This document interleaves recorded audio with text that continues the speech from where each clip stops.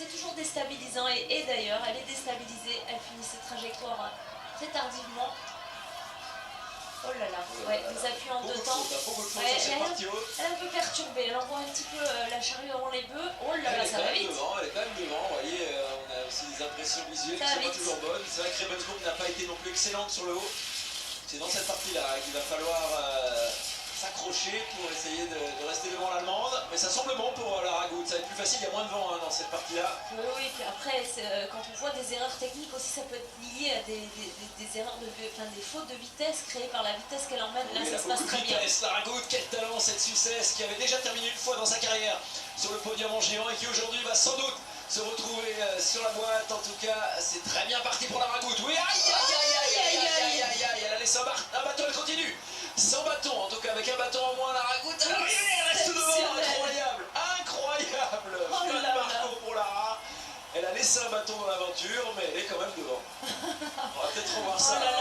Cette faute, ça y a arraché le bâton, la main, ça l'a vissé complètement. Elle arrivait avec une vitesse, mais je pense que là, elle en laisse. Le début, on va peut-être revoir. Elle en laisse beaucoup, la pauvre. Voilà, ici. Donc elle est à la bagarre. Elle se lance. C'est pas la plus idéale, vous voyez, mais les deux skis. Non, c'est pas si dommage quand même. Les athlètes suisses, ils ont un petit peu mangé la feuille sur celui-là. C'est pas grave. En tout cas, Lara est leader. Mais attention, il y a du lourd sur la piste. C'est Tina Mazet qui s'élance avec son chapelet de podium dans cette discipline. Elle n'a pas quitté le podium en géant cette saison. Ça aussi, c'est phénoménal. Est-ce qu'elle peut aller chercher la victoire aujourd'hui? Ça passe évidemment par une grande manche. Ouais. Elle n'est pas totalement convaincante sur le haut pour l'instant. Écoutez, elle travaille beaucoup ses entrées de courbe. Elle prend vraiment de la hauteur. C'est important dans ce premier mur. Et ce qui est surtout important, c'est la jonction entre la fin de ce mur et le plat. Parce que c'est là qu'on engrange la vitesse et elle le réussit parfaitement bien. Là. Ouais, elle m'impressionnait pas, mais elle a quand même mis 4 dixièmes à Lara sur le haut. Voyons ce que ça donne sur cette partie un peu plus plate. De toute façon, elle semble indestructible dans cette discipline. Oui, vraiment, elle a un équilibre. Elle est solide et regardez comment elle ouvre ses entrées de courbe, comment elle travaille de manière très juste dans la ligne de pente. C'est ça qui est efficace. Elle est très calme, posée. En même temps, elle est très efficace et juste. Voilà, c'est pour l'instant la première place qui est en train de se dessiner pour Tina Mazet. Elle a l'habitude évidemment. Tina Mazet qui va en terminer, toujours cette solidité, pas de faute pour la Slovène, qui va prendre la tête avec une grosse avance par rapport à la Ragout. Oui, une 38 devant Tina Mazet. On passe de s'imposer une nouvelle fois, c'est elle le leader de ce géant, le dernier de la saison, pour ajouter au pire 80 points à son fabuleux total en Coupe du Monde.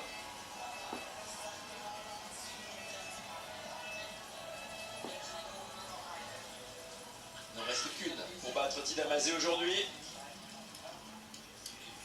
2314 points, plus 100, ça ferait 2414. Plus 80, ça ferait 2394. Voilà, en gros, entre un fabuleux record, il y a Tessa Worley pour empêcher Tina Mazet de s'imposer une nouvelle fois. Tina qui doit absolument, Tessa qui doit absolument faire le match sur le haut.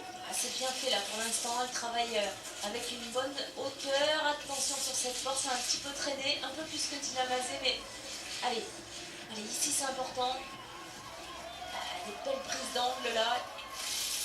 4 dixièmes d'avance au départ, 4 dixièmes qu'elle a laissé sur de cette piste, c'est pas étonnant, elle était bien secouée Tessa. Est-ce qu'elle peut reprendre 4 centièmes? Ça va être dur quand même. Allez, faut y aller, si, elle est capable de reprendre.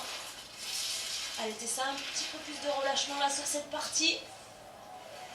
Voilà, c'est ça, il faut vraiment trouver la vitesse, essayer de l'emmener.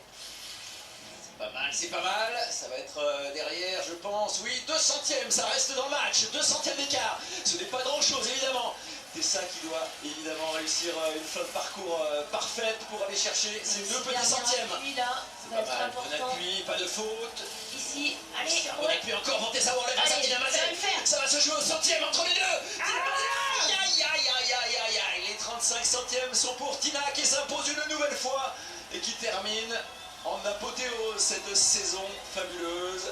Tina était la reine, elle l'était dès le premier géant de la saison à Sölden dès le mois d'octobre. Elle n'a pas quitté le podium en géant et elle finit sur la plus haute marche. Voilà, bravo, on peut que dire ça, bravo, 11e victoire de la saison si j'ai bien compté.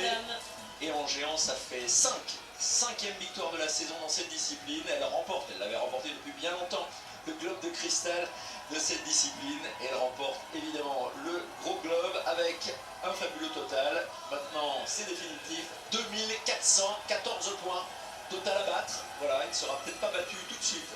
Il a mis quand même plus de 10 ans pour battre le record d'Hermann Mayer. Eh bien, Tina, eh bien, la reine du ski féminin cette année, impressionnante, franchement. Physiquement, hein, elle n'a rien lâché, c'était incroyable sur cette manche. Elle avait encore de la réserve, Tessa la félicite. Et le podium est complété par la Suissesse, Lara Gut, Tina Mazet, Tessa Worley, Lara Gut. Ce sera donc le dernier podium de la saison en ski alpin féminin.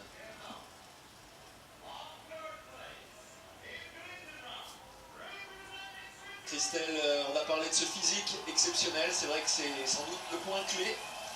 Peut-être donnera-t-elle des idées aux autres qui vont peut-être se mettre à travailler d'arrache-pied et se dire que voilà, ce qu'elle faisait n'était pas suffisant, parce que c'est vrai que Tina, elle a encore franchi un cap, hein. C'est aussi grâce à son entraîneur, hein, celui qui est son compagnon, Andrea Massi, hein, qui est vraiment un entraîneur fanatique du physique, qui est un ancien entraîneur d'athlétisme, qui avait vraiment eu l'idée de faire voilà, que Tina devienne l'athlète qu'elle est devenue. Et grâce à ça, grâce à ce travail physique, elle a pu tenir notamment toutes les courses, elle a pu également améliorer sa technique, mais aussi tenir en vitesse, en géant, en super G et en descente. Voilà comment Tina Mazet est devenue la championne qu'elle est aujourd'hui. Alors voilà, ça nous renvoie sur la saison prochaine, hein, Christelle. Maintenant, exactement, il y aura d'autres challenges à soulever l'année prochaine. Voilà, puis avec des rivales et notamment on espère le retour de Lindsey Vonn, qui nous donnera certainement du fil à retordre. Eh bien, on va décrypter tout ça dans quelques instants avec Christophe Ménet pour Hors Piste et vous serez sur le plateau. A tout de suite.